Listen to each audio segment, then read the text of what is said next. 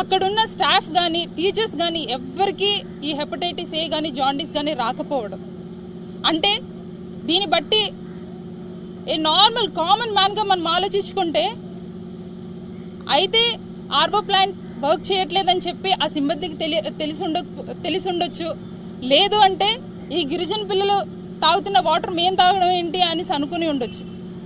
ఈ రెండు కారణాల వల్లే ఈరోజు స్టాఫ్కి అండ్ స్టూడెంట్స్కి ఇలా బాధపడి హెపటైటిస్ ఏ వ్యాధి రావడం జరిగింది. అదే కాక ఈ వ్యాధి వచ్చినప్పటి నుండి సకాలంలోని వైద్యం అందలేదు, సకాలంలో ఐడెంటిఫై చేయలేదు, ఇనిషియల్ డయాగ్నోసిస్ కూడా చేయలేని పరిస్థితులు ఉంది. అంటే ఇవన్నిటిని బేస్ చేసుకొని మనం చెప్పొచ్చు ఇది కంప్లీట్లీ గవర్నమెంట్ నెగ్లిజెన్స్ వల్లనే ఇవన్నీ జరుగుతుంది.